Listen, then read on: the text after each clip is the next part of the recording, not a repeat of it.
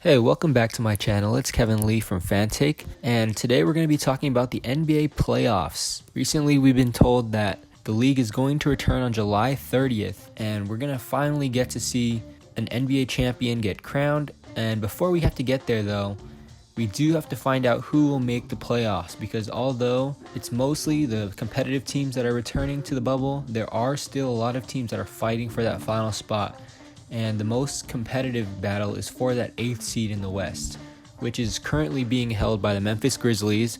However, they do have to fend off multiple teams, including the Pelicans, the Trailblazers, Kings, Spurs, and Suns, although the main competitors will most likely be the Trailblazers and the Pelicans.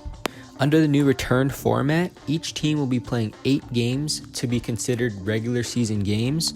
After those 8 games, the team with the best winning percentage will be crowned the 8th seed, and the team with the second best winning percentage of those bubble teams will be crowned the 9th seed.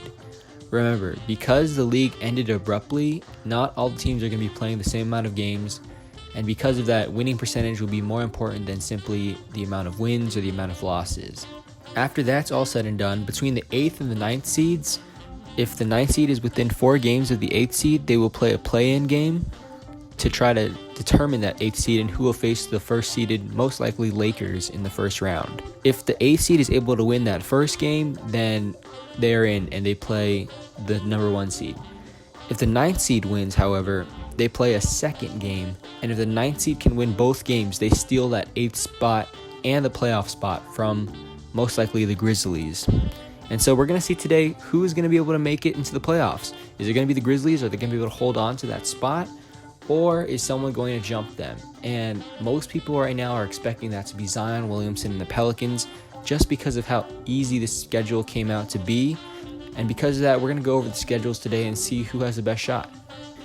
Currently, if you look at the standings right now, the Memphis Grizzlies are sitting at 32 and 33, and they're 3.5 games above the Trailblazers, Pelicans, and Kings. And they hold an even bigger lead on the Spurs and Suns. And because there are so many teams in the mix and so many teams in the way, I think we can safely assume that the Spurs and the Suns will not be making the playoffs, just because they aren't that talented to begin with, but they're most likely not going to be able to jump 3 teams ahead of them for that 8th spot, for the 9th spot, and 4 teams if they want to get to the 8th spot. So it's very unlikely, considering they're just not that good to begin with, but also they're facing a big deficit here in terms of not in terms of games back, but in terms of how many teams are in front of them. That makes it very difficult because the other teams will also be playing. So excluding the Spurs and Suns, we're going to go ahead and go through all the team schedules here and see how we think that'll play out. So beginning with the 8th seed, the Memphis Grizzlies. So I'm going to put the schedule up on the screen right now, and I also have next to the games an L or a W, depending on whether I think they'll win that game or lose that game. So with the 8 teams that they're going to play, let's look through it. So first they have the Portland Trailblazers, which I think they lose because of the 3 main teams, the Grizzlies, Trailblazers, and Pelicans. I do think they're the worst. They have the least experience. They rely right now on Ja Morant and Jonas Valanciunas and very little else. The Portland Trailblazers, of course, have the most experience, having gone to the conference finals last year, and most of their core will be returning with Nurkic and Collins coming back from injury. We do know what they're capable of when Lillard gets hot, and had the schedule not come out so favorable for New Orleans, I probably would have picked Portland to make it, and they're also my preferred choice because they, in my opinion, pose the best threat to beat the Lakers in the first round, or at least push them. But we're looking at the Grizzlies schedule right now, and I think they lose to Portland. I think they get the win over San Antonio because San Antonio, like I said, is not that good. But against New Orleans, I think they lose that game as well because, like I've said, they're not extremely talented. And New Orleans, has more talent. Zion Williamson was the number 1 pick for a reason. I think when he's on the court, he's proven to be an extremely exceptional talent. He transformed them from a top 5 lottery pick into a team that's now fighting for a playoff spot. They were a terrible team before he came, and now they're above 500 in the games he's played, at least. I think they get the win over Utah. It would be an upset. However, I think they get the win just because Utah, with the Gobert situation from the beginning of this coronavirus outbreak, it's going to be a lot to overcome for that Utah team, and I think you could see them fall apart a little bit here. But even if they don't fall apart, it's very normal for regular season games to go to the less talented team. It's not impossible to fathom. I think they lose to Oklahoma City and Toronto and Boston later on. Those are all just superior teams to them right now. Those are all going to be very tough games, and then I think they closed it out with a win over the Bucks. That may seem kind of surprising. However, the Bucks are probably going to be resting by then. They're going to have the number 1 seed locked up by then. They'll have nothing to play for, no reason to hurt Giannis, so I think Memphis gets that win. We're going to move on to the Portland Trailblazers right now, who were my pick to make the playoffs before the schedule was released. And they're the team that I want to make the playoffs because, like I said, with the star power of Damian Lillard and CJ McCollum and that experience, they will probably pose the best threat to LeBron. They've already beaten LeBron once this year on the road without Nurkic and Collins, so if they can get in, anything can happen right now. There's no home court advantage, right? So I want to see good basketball, and because of that, I want to see Portland in the playoffs. But let's go ahead and go through their schedule. Like I mentioned with Memphis, I see the Trailblazers winning that first game back on July 31st. And then against Boston and Houston, I think they take 2 L's here. Both of these teams will be healthy and they'll be ready to go. And as much as I think Portland will be on a wave of momentum, I think both these teams are just better than Portland. They'll take 2 L's there. I think Denver, like I've mentioned in my last video with the Jokic video, they don't have the pieces right now beyond Jokic. And so they're not a big threat in the playoffs. And with a hungry Portland team that has a lot to play for, I think they'll be able to carve out this win. Denver probably will have the 3 seed pretty much shored up by then. So their urgency is not going to be as strong as Portland's here, and Portland will get the win. Against the Clippers here, this is a wild card. By the 5th game back, the Clippers may have the 2 seed locked up and they may just rest. However, the Clippers have missed a lot of games this year from injury, and it's likely that they'll still want to play and gain momentum and gain chemistry together. So I don't think the Portland Trailblazers will be able to win that game. But then they will close that out with 3 wins against tough teams in the Sixers, Mavericks, and Nets. The Sixers and Mavs obviously are very good teams. These could be very tough to win, but Portland is going to be very hungry and they're going to get these wins to try to get into the playoffs. Brooklyn will probably be an easy win considering Brooklyn is going to be without KD, Kyrie. Spencer Dinwiddie might not be back because of the COVID issue. DeAndre Jordan has already said he's not going to come back. Nick Claxton's not going to come back. So Brooklyn is just hemorrhaging pieces right now. There's no way, in my opinion, they're going to beat Portland. So we're going to now look at the Pelicans schedule, which many have said is going to be the easiest schedule of the teams coming back. And people are afraid that the NBA is rigging it to get Zion into the playoffs to get the ratings up. However, this schedule actually hurts the Pelicans because although it is the easiest in the league, it's supposed to be because they were trying to resemble the remaining schedule had the coronavirus not hit. And so the Pelicans deserve to have the easiest schedule. On the original schedule, the Pelicans played all their tough games already and were slated to face a lot of the teams that didn't make this bubble. So those 8 teams that weren't good enough to make the bubble in Orlando, the Pelicans had a bunch of games against those teams. And now they have to face teams, although they're not as good as the other teams that the Portland Trailblazers and the Memphis Grizzlies are facing, they're still tougher than what they would have faced. Not only are their games tougher, but remember, they only have 8 games now to make up a 3.5 game difference. Before the coronavirus, they had 20-something games left to try to make it up. That makes it a lot easier to make up 3 games when your schedule is very easy and the Grizzlies' schedule is very hard. But now with only 8 games, even with the schedule difference, it makes it a little bit tougher to come back. But anyways, we're going to go ahead and look at their schedule and see how they come out. So like I said with Utah earlier, I think Utah is going to start falling apart a little bit here.